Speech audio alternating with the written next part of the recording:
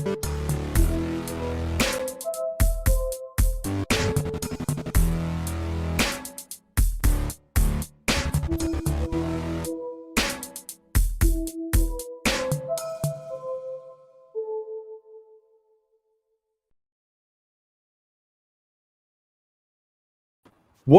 is up, fantasy people? You are back, baby, with the True North Fantasy Podcast presented by Monkey Knife Fight. I am Trav, coming live as always from Dirty Laundry Studios, co-hosting and West Coasting, championship boasting, always bringing the most. It is Tyrell McLaughlin. Had to kick a special rhyme for you with the kickoff of week 1 tonight, Ty. How the hell are you feeling today, buddy? I'm feeling good. Hard to match that energy you're bringing there tonight. I don't know. But yeah, football is back and the birds are singing, and that is also lovely. Bit of a hot setup myself tonight. And by that, I don't mean it's like a stolen setup or anything. I'm just in a cooker here. It is hot where I'm recording. So if I pass out, that is why. If I pass out, that's point. So don't get me too hot and bothered tonight. That is dedicated to your craft, my friend, to be sitting in that little hot box. I cannot promise to not get you hot and bothered because I'll be honest, I'm pretty jazz cabbage tonight. I'm pretty excited for this episode. I do want to say that we are, of course, proud members of the Fantasy Points Media Group. They are a team of elite analysts who all banded together to create one of the best sites on the market. In my opinion, for my money, it is the best site. And speaking of my money, Ty, with our promo code 21TrueNorth10, our listeners can get 10% off what is already an elite bargain. They'll get an extra 10% off the top of that to dig into some of the stuff that we use to pull some of the stats for the show and for things on the site and stuff like that. And we're very thankful to be linked up with the team at Fantasy Points. Once again, that promo code is 21TrueNorth10 at fantasypoints.com for 10% off. We'd really appreciate that. Feel free to let us know if you do sign up, and we'll show you some love on the socials.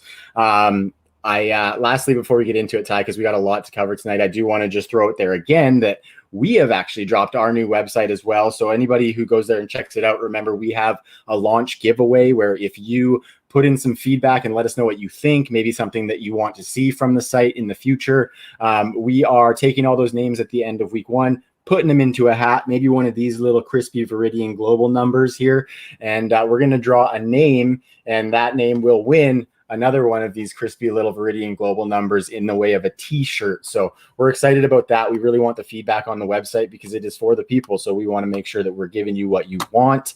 All right, Ty, we got to get into this. We got a lot to cover tonight, and week 1 is coming. So one more sleep. So I got to get to bed. Tonight, we're going to talk about a whole bunch. We got some returning segments from last season. We've got trend spotting coming back for another killer season. That was a really fun segment. We got a lot of good feedback about that one. And of course, I got 5 on it with Monkey Knife Fight, another one of our title sponsors there. It's always fun to dive into those player prop games. And the season's here, so we can do it, buddy. I'm excited about that. We're going to kick it off tonight with some sleepers, and then we got some surprising rankings a little bit later because we are diving into weekly rankings on the site, and I'm really excited to get dialed in on those. But I mentioned the sleepers there, Ty.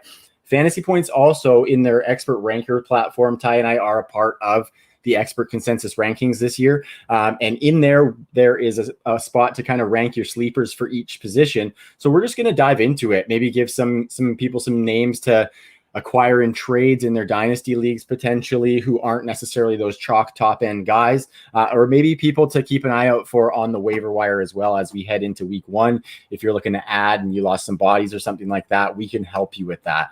So Ty, with me rambling and you just sitting there so nice listening to me just squawking here, will you get into your quarterback sleepers for 2021 for me, my man?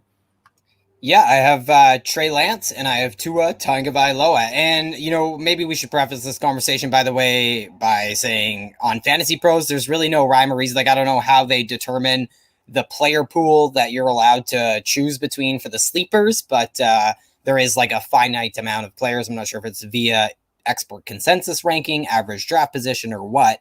It seems as mysterious as their accuracy ranking. So it's a little bit of mystery there, but I took Trey Lance and Tua Tagovailoa from the players available.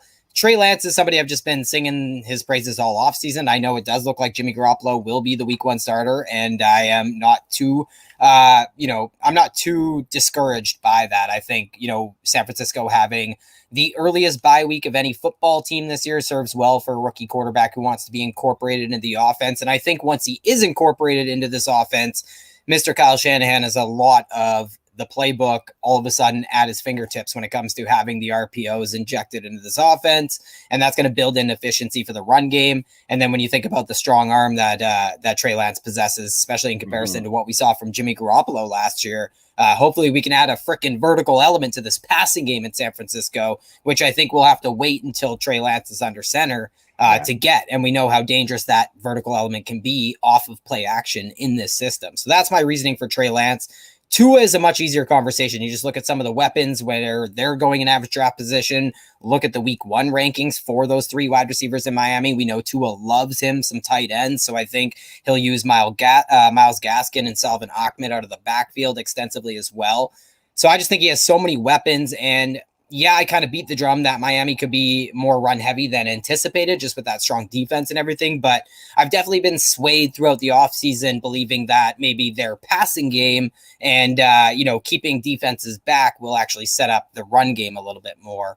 And I definitely think Miami can incorporate some pretty dangerous play action when it comes to deep shots and Tua hitting those deep shots. So it might come down to the offensive line in Miami, but I think Tua Tagovailoa is a pretty easy quarterback sleeper to identify this year, especially when you're getting into the range of the draft where you can get Tua Tagovailoa. Might even be a guy you can stream in week 1 if you're in a 10-team league or something.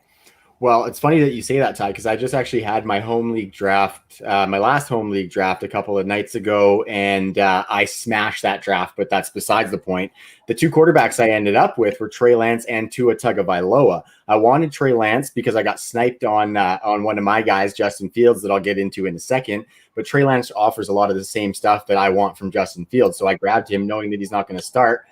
Few rounds later, I think we're talking like 15th, 16th round. It was actually the last pick that I took before my defense and kicker, and it was Tua. I know the matchup's a little bit tough in New England, but I think we were talking earlier in the week, and it looks like Stephon Gilmore might not play this week, which is a big boost for Tua and those passing weapons. And just like you mentioned with Tua, or you mentioned it with Fields, actually, I believe the baked-in efficiency. I think we're going to see some of that with this Miami offense as well. Even with that low volume, I think they have the weapons in Waddle, Fuller, and even Devontae Parker and Mike Gesicki. Like, they get kind of slept on a little bit, but I think they're still talented players. I think the deep shots that Tua could get, talk about deep passing being inserted to an offense, is going to be incredible for him. So even if he's not necessarily getting 40 pass attempts per game, I think maybe his 25 pass attempts could result in a couple of deep shot touchdowns, which is just big play magic for fantasy football gamers. So I really like those picks, Ty. And like I said, the proof is in the pudding because I'm rolling them out in week 1, buddy. So you kind of let the cat out of the bag there a little bit with having Justin Fields as one of your guys. Who is your other guy? And then give me the reason for Mr. Fields hitting the totally, field. Man. Yeah, and I've waxed a lot on Justin Fields the last little bit. He's one of my favorite quarterbacks coming in. I think I've got him ranked at quarterback 14 right now because I'm that confident he gets in pretty soon. My other guy, though, is Baker Mayfield. And I've been saying it for a little bit, Ty, that if you like Kirk Cousins, you like Baker Mayfield too. I think we just haven't necessarily seen that kind of big top 10 season from Baker, but I don't think any time is better than the present for that to happen necessarily, because Kareem Hunt is further instilled in this offense as a great passing weapon out of the backfield. And sure, they're going to run the ball a lot with those 2 running backs in Nick Chubb and Kareem Hunt, but I think just the efficiency of this passing game, with it being so low volume, with Stefanski being incredible at kind of scheming that up, going to be a lot of 2 tight end sets as well. So I think they can kind of disguise it and make it look like the run. And then I think they can really kind of make some hay with Odell Beckham looking healthy, Jarvis Landry being his consistent old self, and then Donovan Peoples-Jones looking like he's a little bit better. And then they drafted, I get him mixed up with the Seattle guy, but I think it's Anthony Schwartz.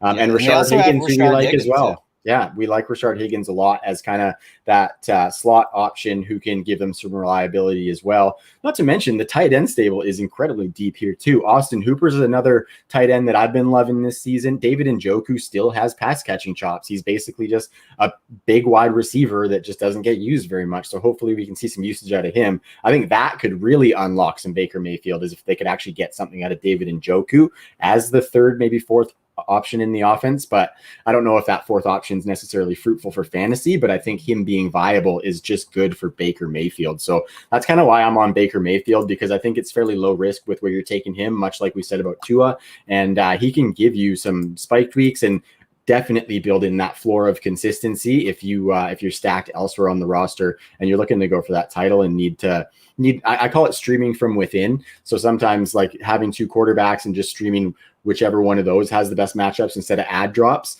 I like Baker as a stream from within option on rosters right now.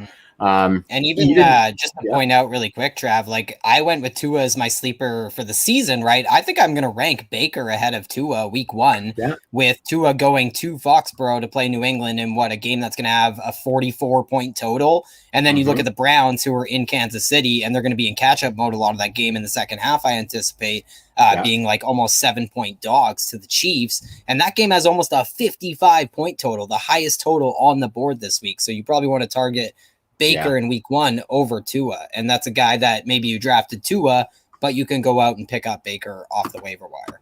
Yeah, man. I actually have Baker Mayfield as my quarterback 13 on the week, and I have Tua at quarterback 20 right now. So it's just like you said, it's a good week for Baker, but I think long-term over the season, I kind of like what Tua brings with a little bit more mobility. You don't really get that out of Baker necessarily. Like he can move around in the pocket, but he's not going to run for much for you. But I think that's why if you stream from within with Baker and have a Justin Fields, my other guy, on your roster, you're just basically having that rushing upside waiting in the wings on your team, right? So I think once that explodes, you can insert Justin Fields and you're not upset about Baker Mayfield not being your quarterback starter anymore. No, totally. And that's funny. It kind of shows how high you are on Baker, because I think I have Baker as like my quarterback 22 is like my quarterback 22 or something in week 1. I'm digging that matchup. I was looking at it. I just think a lot of guys do in week 1, whether it's Trevor Lawrence playing I think Houston, and you have Kirk Cousins going against the Bengals. So you have like some of these guys that I just kept squeezing ahead of them, but it's I'm going to look more into that one for sure. Mm-hmm. Yeah, for sure. I just like that KC matchup, and I am probably a little bit higher on Odell than consensus, so that could be a factor in that as well, Ty. I'm just really believing in the bounce back to like a wide receiver 2 season for Odell, and obviously alongside the almost guaranteed wide receiver 2 that is Jarvis Landry. I think that helps a lot. Okay, Ty, get into your running backs here, because I think this is where the juice can get squeezed for our listeners in finding these kind of lower level targets to put on the back end of their rosters and maybe realize some upside. Yeah, so we both have a guy named James White on this list. I think that's almost a cheat. I just expect that New England, they have a 9-win total in Vegas, but they're gonna that means there's gonna be 6, 7, 8 games that they are possibly trailing from behind in the second half, and those are the games James White's really gonna eat in. And I don't think he's going away when it comes to early down and spelling Damian Harris either. So I think he's very entrenched, and Mac Jones starting as just Cam Newton being cut is best case scenario for James White. Speaking of Patriots backs, I have an ex-Patriots back here as a sleeper. Maybe you could call this guy another cheat when it comes to the Fantasy Pros selections, but I still see Sony Michel being ranked way too low, even in week 1 rankings. He just plays in a run game that we covet the lead back from, and if Darrell Henderson falters in any way, shape, or form, I think they'll be willing to give Sony Michel a bulk of the workload. And we don't have to go back too far to remember some of the guys that have had a lot of success, even if it's like somebody like CJ Anderson, a banger kind of type. So Sony Michel has a lot of utility in that offense that we expect to be a top 10 offense, no doubt about it. And, the Rams have been one of the run heaviest teams at the goal line in the Sean McVay era. So that could continue. And Sony Michel could be the guy in that area of the field over Darrell Henderson week 1, because they went out and traded for this guy. And speaking of trading for guys, Trav, we didn't see anybody trade for Latavius Murray. We haven't seen the Baltimore Ravens trade for any back. And so Latavius Murray getting cut is yeah, it happened. And now everyone's on Tony Jones Jr., which is too bad because I did have him as a sleeper and I have been drafting him in leagues where I've had drafts in the last couple of weeks. He's somebody we've really beat the drum for. I was saying right after that game where Latavius, he fumbled in the preseason and Tony Jones came out the next game as the RB2 with the first team offense. So I am way behind Tony Jones Jr. and I'm really solidly behind this guy as a fantasy asset. Whatever you think of Latavius Murray, you should probably pencil in Tony Jones Jr.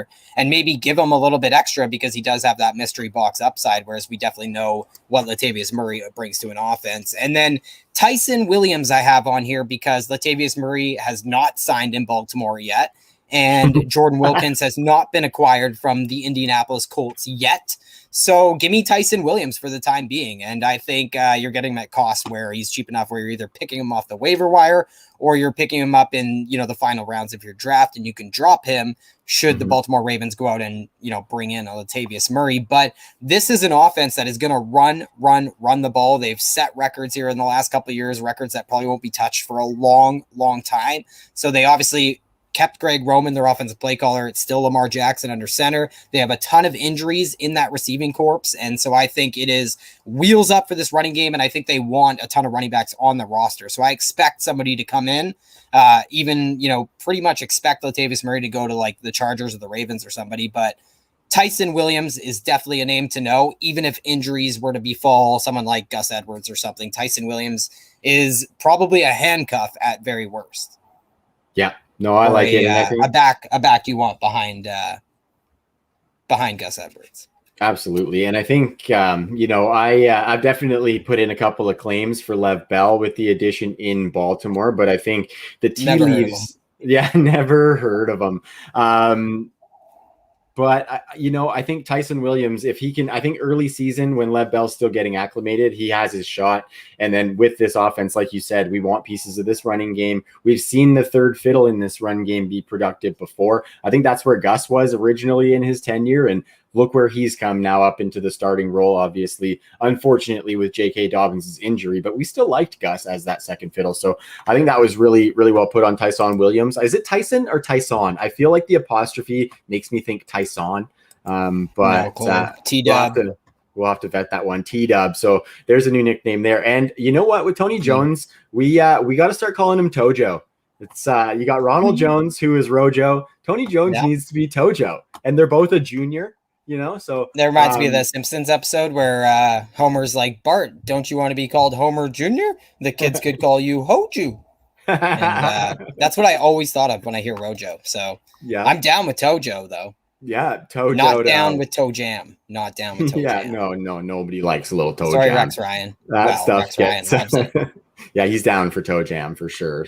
No, that's good. And we just like Tojo in New Orleans because they're going to run the ball a lot, going to try and limit Jameis's mistakes, I think. And, Latavius Murray was probably a borderline, like top 40 running back, top 36 running back for us beforehand.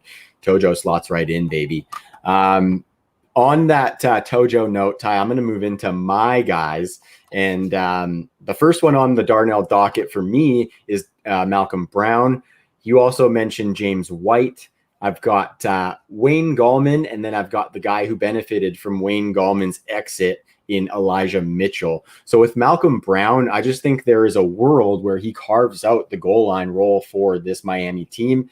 I expect them to have some more red zone trips this year with a more efficient offense. And last season, they only scored 15 rushing touchdowns on the season as a team. And I expect that to go up with what I think we're going to see from the team, especially from the run game. So I think Malcolm Brown's just going to be a big part of that. So I think as far as sleepers go, he got 10 carries in the first preseason game. So they were trying to give him some run there with the first team. So I think that's pretty notable. And for like a last round of your draft dart throw, I think Malcolm Brown is a pretty good option for folks. Wayne Gallman, we were kind of chirping a little bit earlier today, Ty, because I know you love you some Mike Davis. And I don't want this to seem as besmirching of Mike Davis by any means, because I really, really like him. But I do see the fact that he is not, he's not necessarily perceived around NFL circles as like an elite option. And it has been a journeyman over his career. So I just think like, as opposed to if he was like a first round pick. I think he is maybe a little bit more susceptible to some of that volume being taken from him from somebody like Wayne Gallman, who can be an efficient runner. So I still like Mike Davis as the lead dog, looking at like at least 60% of the work here. But I do like Wayne Gallman as somebody who's been efficient, who can be versatile for this team. And I'm kind of in on the Falcons' second running back now that it's Gallman, as opposed to when it was Quadri Olison, because I'm not saying that like this, they're going to throw a bunch of targets to the running back, because historically that's not what they've done. And Arthur Jones coming in from Tennessee would not imply that they're going to throw to the running back a ton more. But I think in pass catching situations, Gallman can be good as well if he can get some of that work away from Mike Davis. So that's kind of why I've got him as a later round guy. And then Elijah Mitchell, Ty, come on, the San Francisco backfield. I know you love you some Trey Sermon, but I know that at the end of drafts, you would be totally down to dip your toes into some Elijah Mitchell as well, because he is, to me, he's the third guy on the depth chart here. JaMychal Hasty is there as well, but I see Elijah Mitchell as being kind of a little bit more all around back than JaMychal Hasty. So I think he should take over that third role. And unfortunately, there has been some attrition issues at the top of the depth chart for San Francisco in the past, namely in Raheem Mostert, who sits on top of that depth chart. Even in the offseason. Like, even in the offseason, Raheem Mostert came in banged up, and you don't like to see that for an old guy who relies on speed. And then even Trey Sermon a little banged up in that first preseason game. So, and both guys have injury history. Totally. And they already lost Jeff Wilson to an injury, who we liked, probably would be on this list for me if it wasn't for his injury in place of Elijah Mitchell. But Elijah Mitchell is a guy that Ray GQ touted on the True North Fantasy Pod back, I think, last summer, or right a little while before the draft or something like that. And so I've noted that name down ever since. And I really like what the guy could do, especially in an offense like this that would afford him one of the best situations for a running back in the NFL. So I think he's going to be a good sleeper for teams, and you're not going to see it early in the season. It's going to have to be a stash. So maybe some deep benches, or just put him on your watch list for like a week 5, 6, 7 ad potentially if you have the spot. But Elijah Mitchell, keep that name in your notebook, folks. And just my point about Mike Davis and Wayne Gallman is like, it's pretty clear the coaching staff in San Francisco was like, we need another back. We'll sign Wayne Gallman in free agency. They drafted Elijah Mitchell after drafting Trey Sermon, and we're like, oh, we clearly like this guy and he's cheaper and blah, blah, blah. So they cut Wayne Gallman. So I think it's amazing that people are like, oh, Wayne Gallman's the guy. He's so much better than Mike Davis, when he's just not. And I think Mike Davis is just a lot better at football. I think he's elusive. I think he's bigger. I like everything about Mike Davis a lot more. Atlanta likes Mike Davis. And I know there's an argument out there where, there was nobody there to get touches. Well, I actually thought Quadri Olison was in line to see some short area work, whether that was 3rd and short, 4th and short, or goal line work right on the goal line. I thought he could have vultured some touchdowns from Mike Davis. And now I just think Wayne Gallman coming in is somebody who just spells him on early downs. Maybe he comes in some passing situations. And I just think we can't look past how much vacated volume is there in Atlanta for the running back position. They are number 1 in running back touches, up for grabs in the NFL. Not to mention their available targets is off the charts. And we expect, with Arthur Smith coming in, for a lot of that passing work to be converted into rushing work. And to your point about the pass catching for the running back position, I definitely think that is one of my bigger questions. I really hope Mike Davis is utilized in the passing game. He was so efficient in that department last year. So I think Mike Davis has 3 down back upside. He's kind of a bell cow, which nobody wants to accept. And I think everyone's going to have a lot of egg on their face with Mike Davis at the end of the year. Yeah, for sure. For sure. That's totally fair. I still like him, like I said. So there will be no egg for me, my man. Keep that shit in the frying pan, please. Why don't you get into the frying pan of sleeper wide receivers that you have brought to the table, Ty? So I'll go a little quicker on these guys. I have Elijah Moore, still definitely a big proponent of that wide receiver for the rookie wide receiver from the Jets. I just think he can do it all, whether you want to get him the ball quickly in space and let him work after the catch. I think some of that deep work we saw from Zach Wilson extending plays and going to Corey Davis down the field was exquisite. However, I think that's Elijah Moore's work, baby. I do not think that's Corey Davis's. I think he's more the possession X guy who's going to be a shorter area target. And yeah, he can go up and get contested catches, but if Elijah Moore is 2 yards, 2 feet of separation past the defender, I think he's going to, Zach Wilson's going to be looking at him. So I really like Elijah Moore. Jacoby Myers I have on here. I just think he's supremely undervalued right now. I think he has a lot of upside, and I think go back and watch some of that North Carolina State tape. It's just he was the best wide receiver then over Calvin Harmon, and he's the best wide receiver in his wide receiver room now over Nelson Aguilar, in my opinion. So give me lots of Jacoby Myers, especially with a lot of ambiguity and who Mac Jones is going to key in on. I just think Jacoby Myers is that guy. Emmanuel Sanders and Dwayne Eskridge I have on here. Two guys on the opposite ends of their career arcs, obviously, but Emmanuel Sanders has so much to gain if, say, 32-year-old unvaccinated Cole Beasley gets hurt. Maybe Gabe Davis doesn't take that sophomore step we're anticipating. And on the official depth chart, he is third ahead of Gabe Davis on the Bills depth chart at the wide receiver position. Obviously, in offense, we really, really want to be attached to the wide receivers with Brian Daboll there and Josh Allen's tendencies. It just all is a perfect marriage. So I think Emmanuel Sanders just smashes his ADP, and I think he has a way higher ceiling on a weekly basis than people are giving him credit for, especially because I don't see who's going to score all the touchdowns behind Stephon Diggs.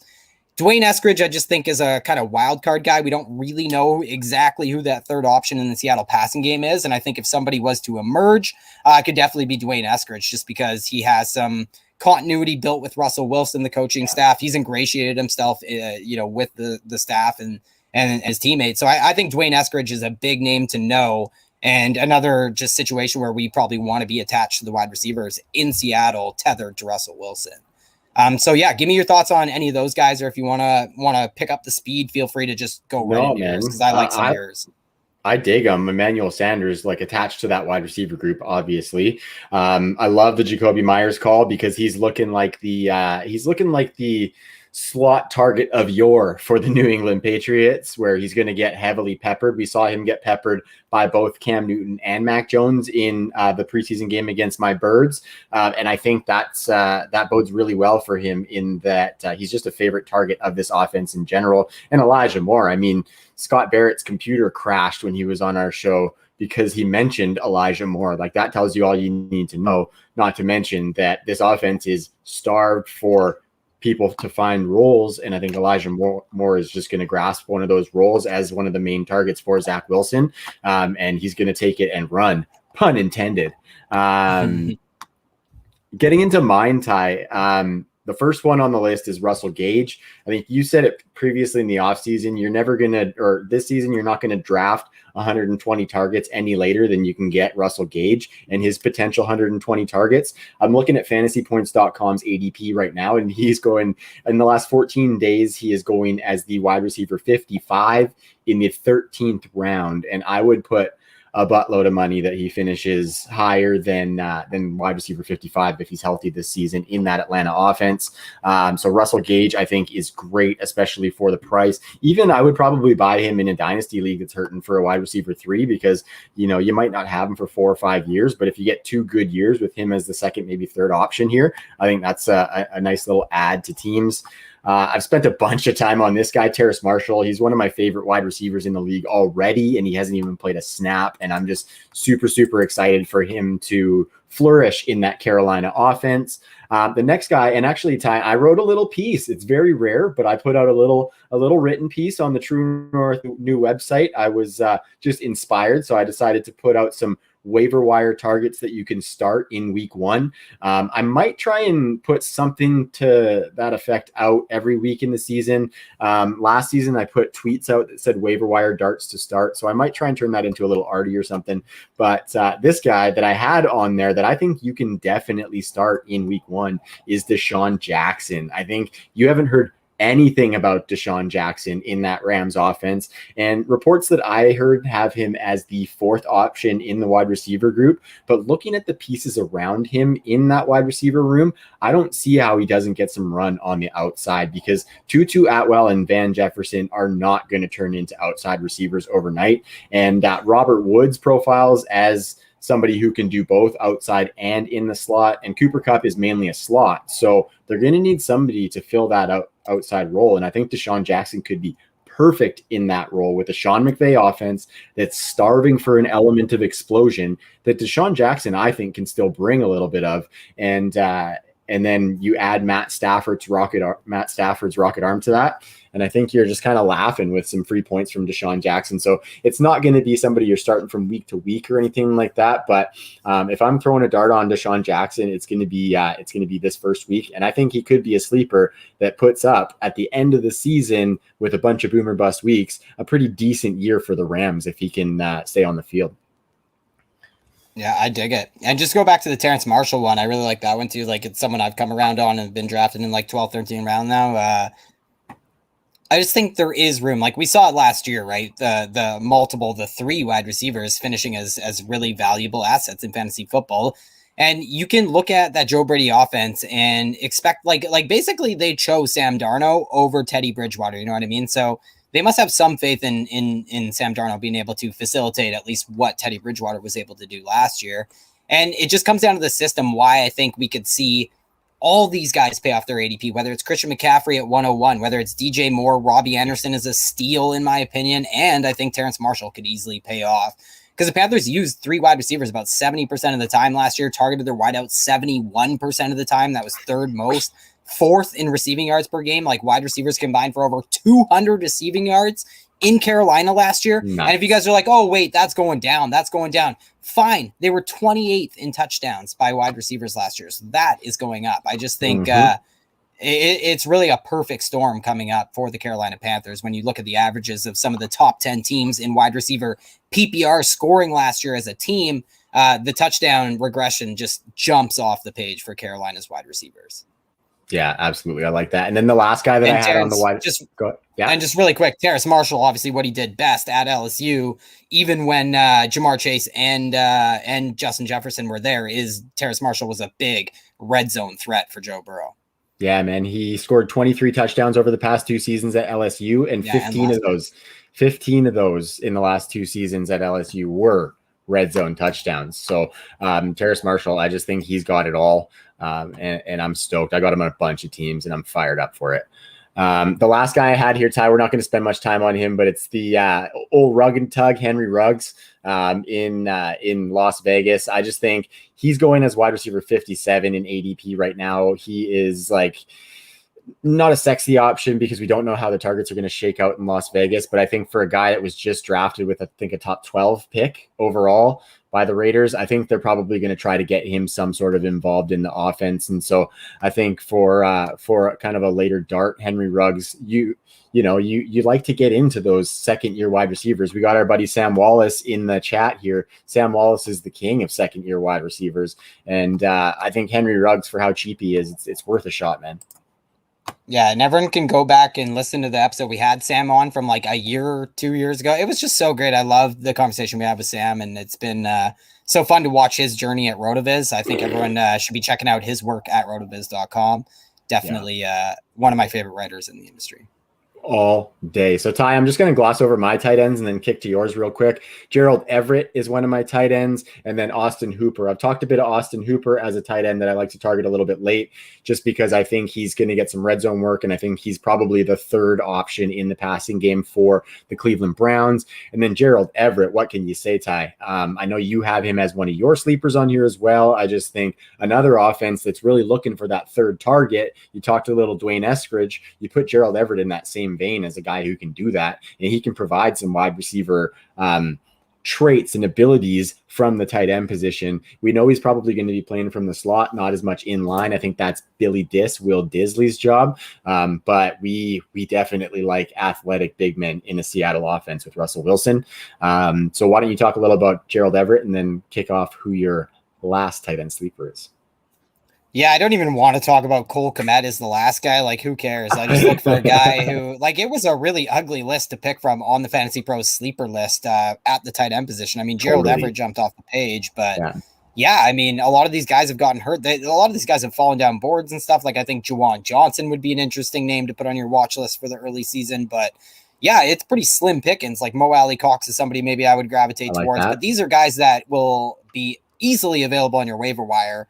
And I talked on the Gold Jacket podcast last night, like what I think is important this year is trying to identify that sleeper tight end early. You want to be able to pick up that Logan Thomas. You want to be, more aggressive at the tight end position than people might, suggest, because getting that tight end can be a big difference maker for your roster for free, like a Logan Thomas was last year, like a Robert Tonyan was in drafts last year. But you also don't want to be chasing these guys at all. So if Gerald Everett was going in the 9th round, he'd be kind of a terrible pick, I think. Mm-hmm.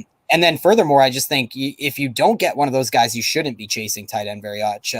You should be trying to compensate in other areas of your lineup when you're setting rosters. So Cole Kmet's just a guy that I think if Jimmy Graham was to completely fall off the face of the earth, which he almost has outside of end zone targets, then I think Cole Kmet has a lot of upside when Justin Fields gets in there. And I think the risk there is it a new coaching staff? Like, how hot is the seat for Matt Nagy, for Ryan Pace, the general manager, and a lot of the players there?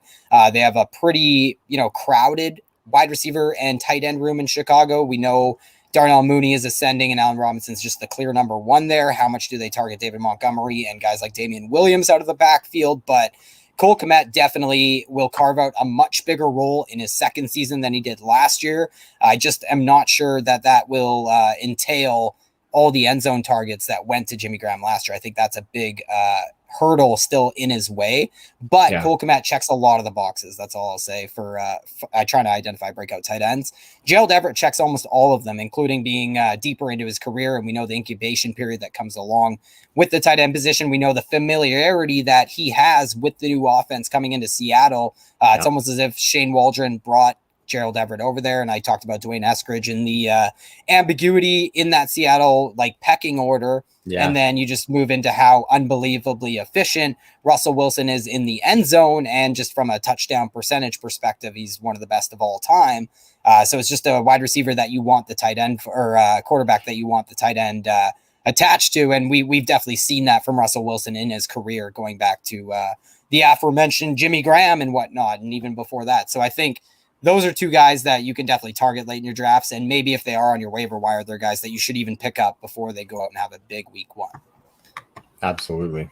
No, I dig that. That's really well put just on the tight end position overall. And great job on that Gold Jacket Pod episode last night. Any of our listeners need to make sure they're checking out the Gold Jacket Pod on Tuesday nights. Jimmy and Connor are doing a great job over there. Super excited for another season with the boys. We actually, Ty, we're going to have 6 weekly shows this season. Monday, Tuesday, Wednesday, Thursday, Friday, Saturday. We are going to have a live show for the listeners. We have a minimum of 3 weekly articles coming up. So it's going to be a really, really fun season for True North and hopefully for our listeners as well.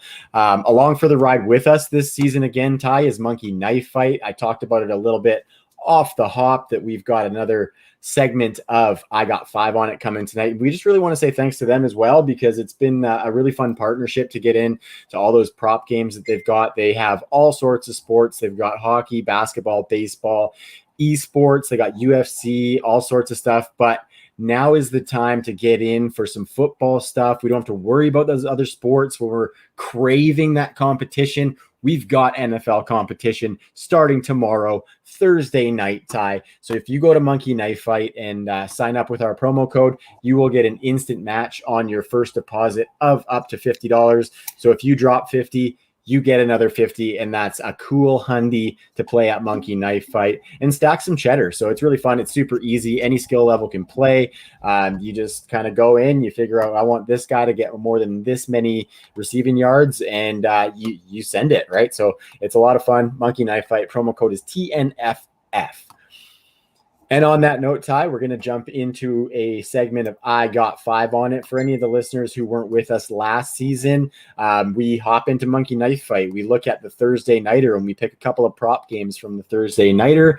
We go through, we talk about what we think, and we throw some cash down on it. We're going to do 2 tonight, Ty. We've got a more or less game that I got lined up here, and then we're going to do one of the touchdown dances because those are super fun. I'm not actually going to share the screen this season, I think, because I hope our listeners trust me by now that I'm actually throwing the cash down. I'll screenshot it if anyone wants, but I just think for the video viewers, the screen share isn't as pleasant. So I'm going to keep that off because hope you guys trust me. And the first one we got here, Ty, is a more or less. There are 2 players that we're going to be looking at, and the multiplier is 3.6 times. So if we drop 5, we're going to get about $17.50. So in Canadian dollars, that's about 27. So we're we're going to look at the Thursday night game. We have the Dallas Cowboys going to Tampa and playing the Super Bowl champion Tampa Bay Buccaneers. And this prop game pits CeeDee Lamb against Chris Godwin. Well, not against Chris Godwin, but it includes CeeDee Lamb and Chris Godwin. The thresholds are in receiving yards tie. And the first one we're going to start with is CeeDee the Goat Lamb. And his line is 67.5 receiving yards against that Tampa Bay defense. Do you think he gets more or less than 67.5? Yeah, I'll take the over. Give me CeeDee Lamb. I think this is going to be kind of a shootout. Safety missing for Tampa Bay. Let's go. 100%. I'm in the same boat. I would definitely go more. I expect CeeDee to maybe not at the start of the season, but I think he's going to take over as the alpha over Amari Cooper this year. And you know, he's gonna light it up regardless of Amari Cooper's production, because this offense is one that we want. The next one is Chris Godwin in that Tampa offense. Antonio Brown's getting some love late in the offseason here from fantasy gamers.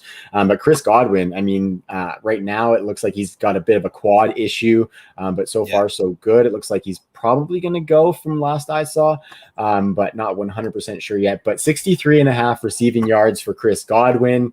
Definitely a heartthrob of our podcast in the past, going against that Tampa Bay defense. Do you think he eclipses 63.5 or no? Yeah, give me the over. I think health is definitely something I want to monitor, but yeah, I mean, in that final preseason game with Tom Brady, he had 3 explosive plays. Like, all the explosive plays for the Buccaneers went to Chris Godwin. It was incredible. Having said that, I have Mike Evans ranked ahead of him. I don't think it's outlandish to think that there's like 4 or 5 wide receivers in this game that go for like 60, 70, 80 yards. Yeah. Like, it's going to be one of those types of games, in my opinion. I just think a significant portion of the Cowboys receiving yards, whether that's, you know, Michael Gallup, Amari Cooper, or CeeDee Lamb, a lot of it just could come in the second half for that group, whereas Tampa Bay might be putting up deep shots right away to start the game. And I think Chris Godwin there's just nobody who can defend Chris Godwin on the Dallas Cowboys. Yeah, good point. And I think a lot of kind of his ups and downs from last year was health related. We can't forget that this guy finished as the wide receiver 2 the season before last. And just like you said, these are 2 offenses that are going to produce, probably each of them, I would say, are going to have 2 top 15 wide receivers. And I think Chris Godwin and Mike Evans are those. I actually have Mike Evans ahead of Chris Godwin myself as well, Ty. But I like that pick with the over on 63.5. I am actually going to put 10 on it, Ty, because I'm feeling week 1. So we're gonna double it up tonight and throw a little 10 spot on that one. So I'm gonna submit that there.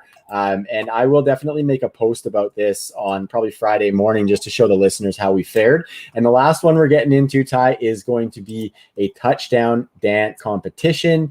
And so basically with the touchdown dance, it's a lot of fun, but this one can really steal your cash from you if you get a little bit overzealous. So basically we have to pick 3 players from this game, and then we choose how many touchdowns those 3 players will accumulate in this game. So the first threshold is 1.5 touchdowns. So if they get 2 or more touchdowns between the 3, we get 2 times. 2.5 is the next. So if they get 3 touchdowns or more between these 3 guys, we get 4 times. 3.5 means they have to score at least 4 touchdowns between them, and we get 6 times our buy-in. So what do you think? How lucky are you feeling, Ty? I think with these high variance bets, you may as well go for broke, to be honest. This would be like my play ticket. You know what I mean? Like, I'd make a bunch of series tickets, and then this would be the touchdown dances are my fun ticket. I'll put it that way. Okay, so we're going because we know there is so much variance when it comes to weekly touchdowns. Totally. So we're going for the highest option. We're going to multiply our cash flow by 6. So if I think just to add in there, like really quick, like you can like analyze like this game is a 51.5 point total. Like you can look at those things for sure and make decisions based on that. But you are always just guessing when it comes to touchdowns. They're not the sharpest bets, but they're definitely fun to do a touchdown dance every week. Yeah. Mm-hmm, yeah. And I definitely did that looking at the over-unders and stuff last week, Ty. And my record in the touchdown dance was not the best because I was always hammering the highest multiplier, and I was never getting the touchdowns scored. But who's a guy from either of these one teams that you think is a guarantee to score a touchdown? I think Mike Evans would be everyone's answer. I think there's some players like Gronkowski who are very likely, Ronald Jones, Leonard Fournette, and Ezekiel Elliott, and So, like, I would say Leonard Fournette would be kind of like a sharp play, you know what I mean? Just because of the odds that you're probably going to yield with that. Like, you would kind of try and have some fun with these, in my opinion. But so I would do something like Leonard Fournette paired with Mike Evans to score, 4 touchdowns or something for fun. But that's the way I operate. We got 3 guys, too. We got 3 guys we can pick. So, really? So maybe Antonio Brown would be the other guy that you throw in there? Okay, I am down for an AB. I like that. I am down for Antonio Brown. Give me a Dallas player. I think he's a little banged up too, maybe. He is actually. A Dallas player? Let's go with Michael Gallup. Michael Gallup. Look at you go. You know who I think scores a touchdown in this game is one of the tight ends. Maybe we get our answer on the tight end situation. Like I have a feeling maybe we get a Blake Jarwin touchdown. Yeah, maybe Ezekiel Elliott rushes. Not laying any Skrilla down on the tight ends though. But that's my point with these touchdown dances. Like, do you want to just do Mike Evans and CeeDee Lamb to score? That's what everyone's going to do on their touchdown dance. You're not going to get good odds. Well, it doesn't. Yeah, but I want to win more than $3. Like, but we're not these ones. But it's a 6 times multiplier, so it doesn't matter what anybody else picks. Doesn't matter how long the odds are of the guy, right? It's just whatever we put down. If those guys score touchdowns, well then touchdowns, then we send. So let's pick Mike Evans, Leonard Fournette, and then you can pick the other guy. Okay, I'm picking CD. Yeah, that makes the most sense. CD. Maybe Zeke, but yeah. Yeah, well, and I think your Leonard Fournette, that's the outside the box one, I would say, because I'm a little bit scared of that backfield. Well, I think Gio's a little banged up. I just think there's a scenario where Fournette gets in there in the second half a couple times. I love it. So we have laid that down, Ty, and it is in the books, man. We're gonna throw a 10 spot on that one as well. So if we cash that one, that's 60 bones on our $10 investment. So just a glimpse of what our listeners can get from Monkey Knife Fight when they're laying down some entries on some prop games over there. So definitely loving that. Please make sure you go sign up, and you too can multiply your money by 6. Okay, Ty, this is this is going to be a fun segment, Ty. We're going to go into some of our rankings. I mentioned off the top, we are a part of the Fantasy Points Expert Consensus this season, and we are diving into weekly ranks this season. You'll see those up at truenorthffb.com. So you might see some regular rankings discussion on the podcast from Ty and myself, and we're going to start that in week 1 by looking at some guys who, to us, are notable and surprise, maybe guys who we have quite different from ECR that we were a little bit surprised or that we want to talk about, Ty. So why don't you kick it off with a running back for me that you ranked well differently than ECR? Yeah, I don't have my show sheet right in front of me here. I've lost it. I've just completely obliterated my tabs here, but I'm pretty sure it was Darrell Henderson was one of my guys that stuck out to me. Just because, I was joking. This is the year, 3rd year straight that I'm going to be overexposed to Darrell Henderson, but I just think you look at that game against the Bears, they are at home and the Rams are heavy favorites against the Bears. So I just think this is a really, really good spot for Darrell Henderson. I think he could get some pass catching work in this game. And I just do think he is the clear number 1, so long as he is healthy and Sony Michel is still getting his feet wet. So I'm not anticipating like a pair of rushing touchdowns from any running back in this game. So I just think his work out of the backfield in the passing game and maybe some explosive runs from Darrell Henderson are definitely in order for the Sunday Night Football game where Andy Dalton will die. No, I like it. Henderson has been one of my fave running backs most of the offseason, so I think that's a really, really nice play, and I think that's pretty sharp with Sony Michel still getting acclimated. A running back that I've got here, Ty, is another heartthrob, kind of a little bit higher in the rankings, I would say, and that's Nick Chubb. I have him ranked as my running back 5. He is the ECR running back 11, and I'm just getting in on that KC game. I know it wouldn't necessarily seem like Chubb is the guy to get in on because it looks like it's going to be a high-scoring game, but I believe in that Cleveland Browns defense to keep the game close, and I think that the offense can put up some points and potentially keep up with the Chiefs at least for a large portion of the game if if Baker's humming, I think they can definitely do that. So I'm going for Nick Chubb because I think the KC run defense, I was looking a lot at Sharp Football and their strength of schedule stuff when I was looking at some of these matchups, Ty, and KC's defense is projecting not to be the best run defense once again. They're really good against the pass, but last year they did give up some good rushing yards as well. So I think Nick Chubb's going to be able to gash them, and we know that he makes a lot of big plays. So I like me some Nick Chubb in week 1, even if it doesn't necessarily seem like he's going to get that. We know he's not going to get the pass catching work though. And I think he's going to get enough carries and enough explosiveness that he's going to be all right for fantasy gamers. Yeah, I like that call. I'm definitely targeting that game. I think the other guys I had down were either Raheem Mostert or Trey Sermon, but I think the point I wanted to make was that you can start both 49ers running backs in week 1, and I actually have Trey Sermon ranked ahead of Raheem Mostert, which is definitely a hot take. But they're playing Detroit. I just think it's that simple. Like, unless you think Raheem Mostert's handling 25 touches, he ain't. So I think there's a lot of touches to be had for somebody else. And I just think this might be the game right away where they're like, why wouldn't we just give 20 touches per game to Trey Sermon? Because he's, he can dominate a game. And I think we'll see that in the second half in Detroit. I like it. I like it. That's money where your mouth is, because Trey Sermon, you've been pounding the table since like pre-draft for Trey Sermon. And I love that it's all coming to fruition for him, because I've definitely bought into that with you. I'm definitely on the Trey Sermon train. I have Raheem Mostert really high this week. I think I have him as my running back at 14 this week or something like that, because I think he's going to get some big plays against that Detroit defense. And I think he is going to get, I think if they're going to give Raheem Mostert a heavy workload, it's going to be early in the season. So I just think there's going to be big plays. And he's always going to be, and he's always going to be a guy who can make your week on one play anyway. Exactly. So, but I have him just for reference. I have those guys like right around Josh Jacobs, Kareem Hunt in that shootout game against the Chiefs. I have him ahead of both Tampa Bay running backs against Dallas, which feels kind of alien to me. But I have these guys ranked pretty high this week for sure. Yeah, man. I actually have Mostert as the running back 15.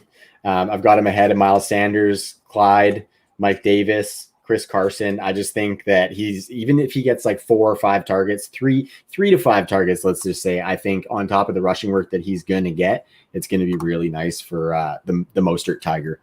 My last running back here, Ty, we talked about him a little bit earlier when we were talking Tojo, and that would be Rojo against the Dallas Cowboys tomorrow night on Thursday. We previewed that matchup. It's going to be a shootout. There's going to be points to be had. And I think Rojo is going to be able to bust one and maybe punch one in against those Dallas Cowboys. He was actually probably my next guess on that touchdown dance. But I think Rojo is going to at least punch one in and give us a good rushing yard total as well. I have him at 23. ECR has him at 29, so 6 spots higher. I think it's going to be a good week. And I think Rojo's kind of going to emerge as the main running option for the Tampa offense this season.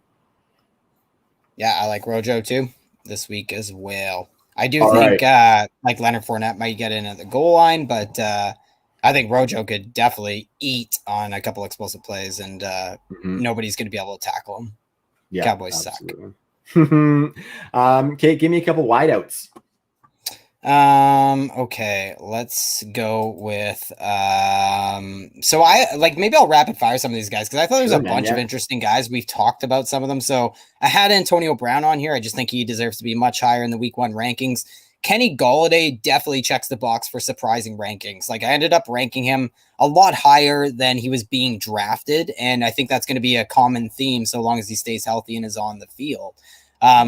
I think Adam Thielen is a guy that deserves to be ranked extremely high this week and just isn't getting the love in redraft circles, and everyone hates him in Dynasty. And even the week 1 rankings are kind of reflecting that, I think, because he is a smash start this week, and people just seem to refuse to admit that right now.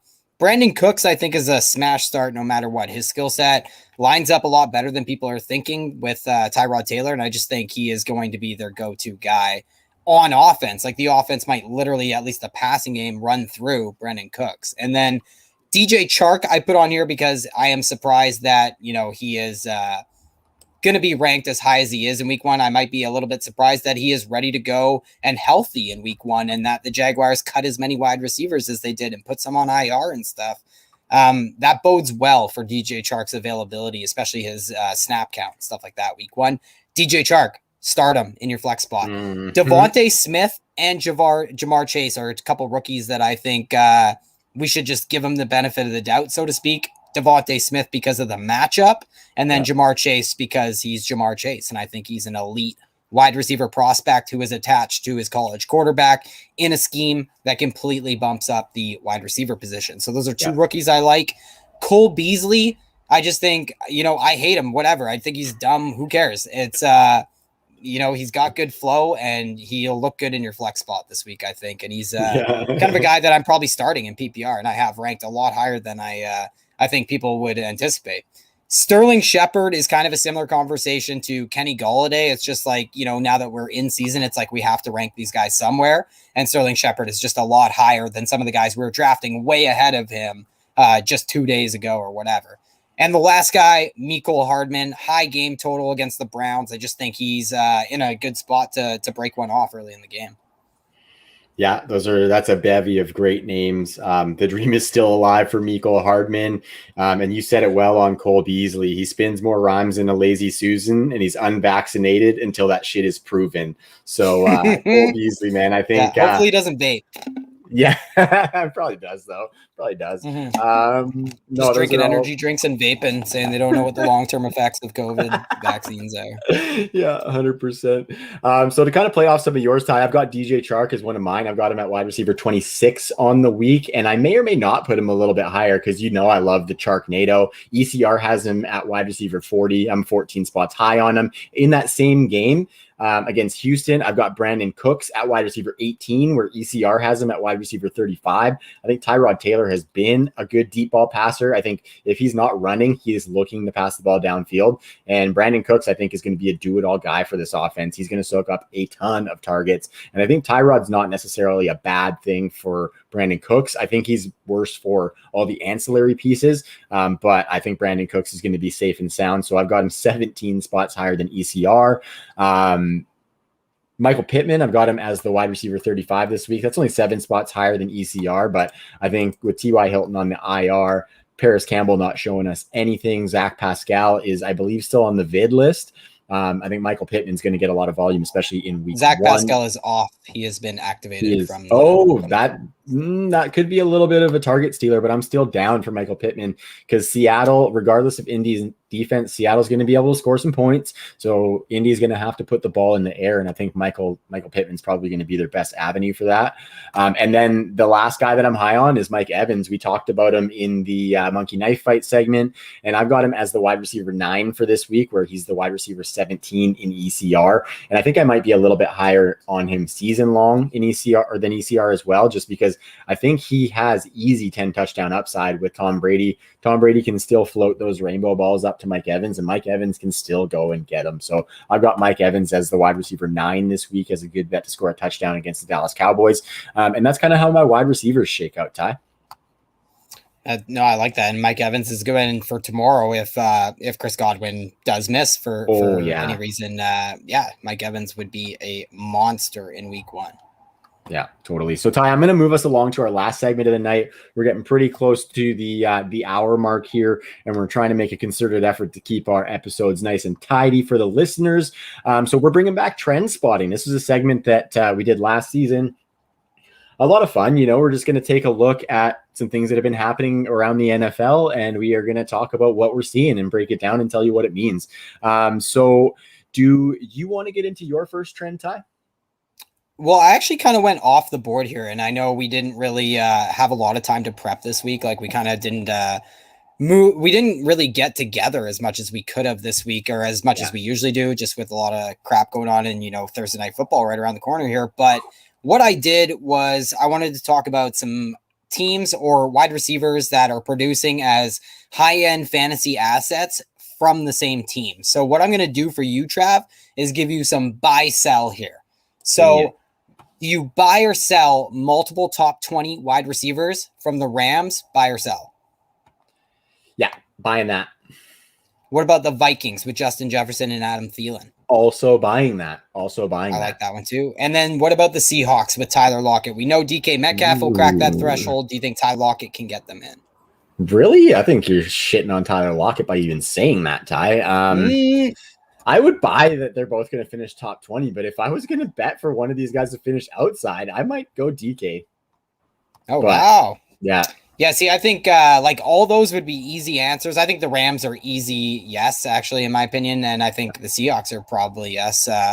Vikings, I worry about a little bit because the passing volume, you're always going to have that in the back of Yeah. your head, and just how historically efficient they were last year, and how crazy they were inside the red zone and inside the end zone on touchdown efficiency in Minnesota. But I think if this question was multiple wide receivers producing as top 24 wide receivers, it'd be a lot easier to Yeah, for answer. sure. I definitely went a little hard there. So, Trav, more likely to produce 3 top 30 wide receivers for fantasy, the Bengals or the Steelers?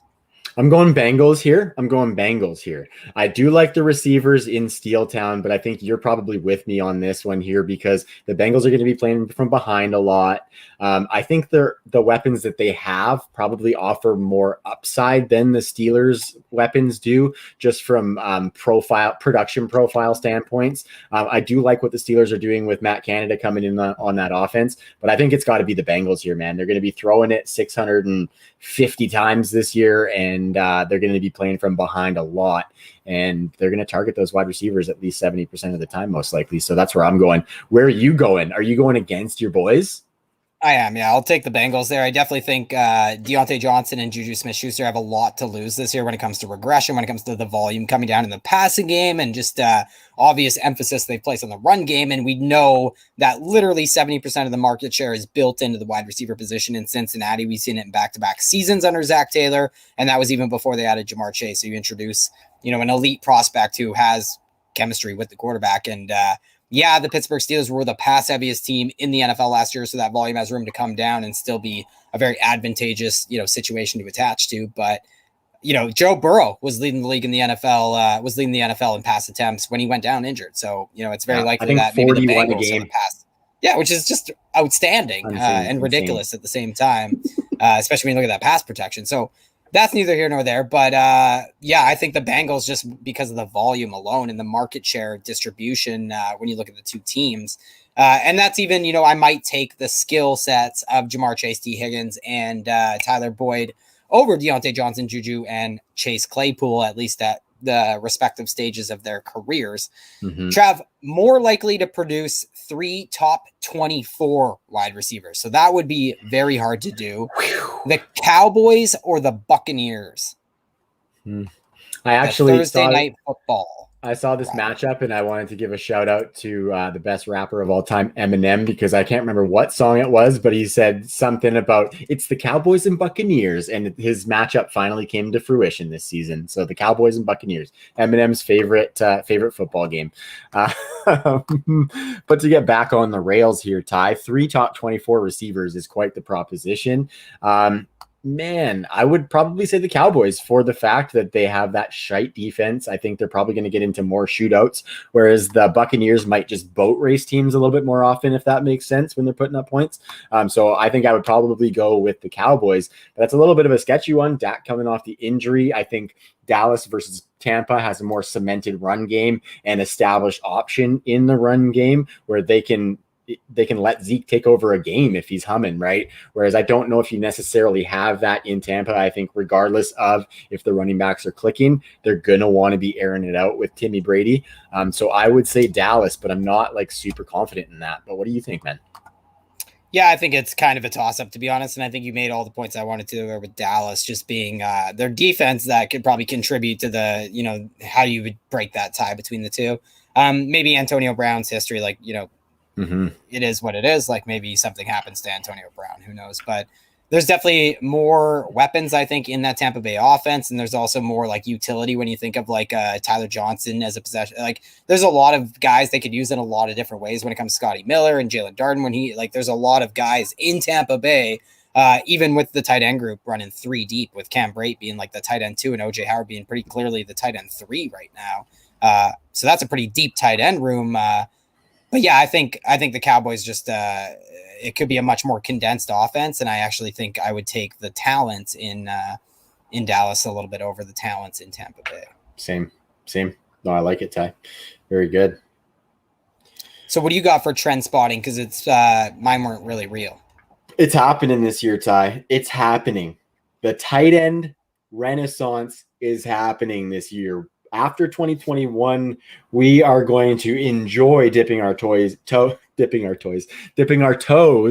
phrasing, into the tight end landscape. I'm calling it. We've called it the last few seasons. Looks like there's some youth coming up that's going to be productive.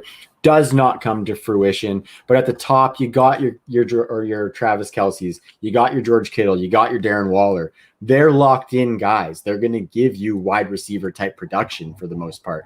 TJ Hawkinson, look at him as the main target in Detroit, looking at least 120 targets, most likely, with not much around him, even in the wide receiver room. I think DeAndre Swift is probably his biggest competition for targets there.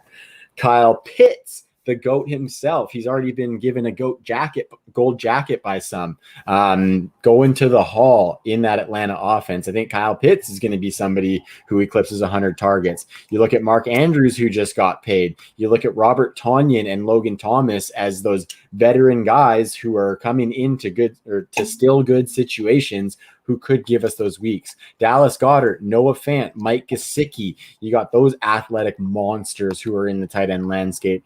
Then you got two tight end heaven with Jonnu Smith and Hunter Henry in New England. There's a lot of really young, intriguing pieces here. Go down the list. You got Adam Troutman. We like him a lot. Donald Parham is a super deep athletic option. Not to mention your boy Mo Ali Cox. You mentioned all those guys in Tampa. Like, I think we're coming into a time where it won't be so bad to take a tight end in your 10th round and be able to hold on to that guy for the rest of the season. So I just think it's going to be a little bit more enticing to dive into some of these tight ends. And we've even kind of seen that a little bit this year. I've kind of liked where I've been getting the tight ends that I've been targeting this season. And I think that's only going to get better with the guys that have come in to more prominent roles in their offenses this year. So the renaissance is on its way, buddy. Sounds good. Not sure I buy it, but I like it. Maybe more of a bold prediction, but I like it. No, I'm kidding. It's just one of those things where, like, not a lot of guys play, 80% snaps at the tight end position, and a lot more teams are running a lot more schemes and a lot more wide receiver oriented offenses. So, I don't think it's supernatural what we've seen as running backs get used more in the passing game as well in recent years. So I think the death of the tight end has been predictable, as well as, like, that might be the trend, in my opinion, is tight end targets as a whole around the entire league have just continued to go down and down and down. And that might be the reason that we're in this kind of tight end graveyard in the fantasy football world. And I just think these are, reasons, like, it feels like every year we're kind of doing this where we're like, these guys are exciting and blah, blah, blah. I also am a classic victim of the OJ Howards and, like, these guys, who you actually have to take up there in your draft sometimes. But are younger, so they don't usually. Anyways, we're definitely still trying to check boxes to identify breakout tight ends. I just think they're very few and far between these days. And I'm not sure that we're not trying too hard at the position overall when we know tight end 7 to tight end 15 might score within 1 or 2 points per game of one another in 2021. I'm still into it. I like these players, and I think we're going to see some upside realized in 2021. But definitely understand your trepidation on the position, because we've been saying this for a few seasons with some of these young guys that have been drafted. Not me. I've been saying the opposite. True. Yeah. I've been excited about it because I've been saying draft Travis Kelce for 3 years straight. This is true, and I think maybe it's just it really is. I yearn for more options at the tight end position. And you always, like, these trends are cyclical. Like, saying that the tight end position is dying is like an over exaggeration. The death of the tight end position is greatly exaggerated, but I think you can follow the trends of the league and see that the tight end targets are going way down, and it's not supernatural. Like, you can see that running back targets are going up, and we know the relationship between those two. You can also see tight end usage being kind of it's been more defined roles inside of offenses. That's why we have an Anthony Ferguson on the radar this year, because we've seen him be used. Even though Jonnu Smith was there, they're just used very differently in that scheme. Makes it so you can just roll out a tight end for a few touchdowns a year. And so I think the position has changed a little bit. You think of a Freiermuth who's there with Ebron and will be involved in the end zone. Jacob Harris, who might cap Tyler Higbee's touchdown total because he's involved at the goal line. Like, I definitely think a lot has changed at the tight end position, and it just makes it more important to try and identify those guys at the top of your draft. But also, like, of all those guys you named, Trav, there will be 1, 2, 3, 4 guys who emerge, the Logan Thomases, the Robert Tonyans, and it's important that we jump on those players early in the season and maybe spend a little bit more fab than our tummy wants us to. Totally. And yeah, that's kind of to my point there, Ty, is just that I think there's more names with the potential to make that ascension this season than we've had in the past. So I'm digging it. I think there's a lot of talent there, and some of it probably underutilized, but here's hoping, buddy. Here's hoping. And that's all she wrote for the Epi tonight, man. This was a really fun one. It was a good primer for week one. We hope everybody has fruitful fantasy seasons. We got a lot out on this show, so thanks for sticking around. Tomorrow night, Thursday night, make sure that you tune in to the Sons of DFS on this here YouTube channel. The TN, yeah, bam, bam, bam, bam, bam, bam. Yeah, our buddies D Brown and Nate have been working really hard on the Sons of DFS show. Go to truenorthffb.com/SOD to see all of their DFS content. And that at 9 p.m. Eastern tomorrow night during Thursday night football, get your second screen out and soak up some of that SODFS content, because the boys are doing a really good job. They got a lot locked up. The site page is looking good. They've been working hard on the content. It's really top notch. So we're excited to bring that DFS complement into the fold for the True North Network. And not to mention, super excited to just be able to work with D Brown, Nate, and brother Matt there, who are working on the SODFS project. So thanks to them for that. And then on Friday, we've got the point after. Jules is doing great work over there as well. And he's gonna be a really versatile pod this season, actually. He's covering a lot of your in-season primer stuff. And he's also gonna take a look at the Sunday night and the Monday game for DFS players. So we just got it all for True North, and I'm super excited for this season with the team that we have. Our Slack chat was just exploding this morning, and I call it Slacktivity, Ty. And Slacktivity just gets me fired right up, because that means that the content is a buzzing. So thanks to the entire team for all that. The dedication that we've seen from them has been second to none. So check it out at truenorthffb.com. Big thanks to Fantasy Points Media Group, Monkey Knife Fight, of course, our friends at Trophy Smack. Now is the time to get some hardware for your season. At season's end, if you think that you're going to be the champ, you might as well preemptively grab that trophy, because with our promo code TNFF, you get a free championship ring with the purchase of a belt or a trophy. So go check out trophysmack.com. We got all that stuff on the site as well. But Ty, you got any parting shots for the people? This was a big epi and lots of good fun stuff. But now it's time to pitter patter and get at her, eh? Yeah, we are 100% shifting gears into weekly rankings, and we'll be looking forward to the Sons of DFS show tomorrow. I definitely I won't be able to catch it tomorrow, but it's one of those things where I am pumped to download that and watch it and listen to it on Friday morning when I always ingest all my DFS information on that Friday. So it is really exciting to see Nate and my man D Brown get into that. So I'm really excited for that tomorrow night. But other than that, just can't wait for football and can't wait to absorb all this week one information, because a lot changes in 1 week. And I know it's hard to, bridge the gap between overreacting and reacting quickly to get on these tight ends that I'm talking about, for instance. But we do get to see schematical things that we didn't in the preseason. A lot of people do not show their hand in the preseason, a lot of these coaches and play callers. So there's a lot to react to: usage, schemes, play calling, all that stuff that we can take in week one. And we will distill all the drops off the tea leaves as always. And I am just really looking forward to getting into the weekly routine here as football season kicks off. Yeah, man. So can't wait for everybody to soak it up with us and ride with us for this season, because we're going to be pumping that info out all year long. And just the other shows that we do have on the network, Ty, I would be remiss if I didn't mention Josh Smokey Hell Nelson on the Smoke Show. He's been chugging along all off season, and he is also, the Smoke Show's on the TNFF network. He's also on the Jet Sweep on Monday nights at halftime with our man Will Harris. I love that unique format that the boys have, the rapid fire halftime style. Make sure you check them out during Monday Night Football. And then the Spot is back, Ty. We got a little bit more planning to do on it, but that's our Saturday night weekly primer. Every matchup, we go through them, we talk about them, we give you the relevant fantasy options, some start sit stuff, some matchup breakdowns. It's going to be a lot of fun. We got a little bit more to put together before it's planned, but keep an eye out for us on Saturday nights to get you ready for your Sunday morning roster setting. And the whole point to the Spot is definitely that we'll have taken in all the information throughout the week, and we can really just lay it all out on that Saturday. And we can get through some of those either ors and the hard decisions that owners will have to make, and DFS, deciders will have to decisions that have to be made in DFS lineups and stuff. So very excited for that on Saturday night. We always have some great guests. We'll have all the great TNFF guys. And on that note, thanks so much to everybody who was rocking in the chat as always. I saw Sam Wallace in there. I saw Devin Butler in there. I saw Nate. I saw Kaylee.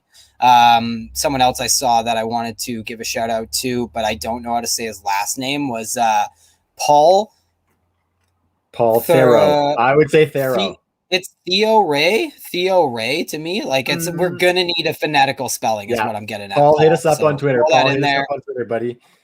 Yeah, but yeah, just really appreciate Dan Brown DB was in there. You know, it was a rocking show from comments perspective. Thanks, boys and girls. Totally, absolutely. So that's another week in the books. Until next week, we're gonna have some football on our platters by the time you see us next. So hope you enjoy it. Have a great weekend, everybody, and peace.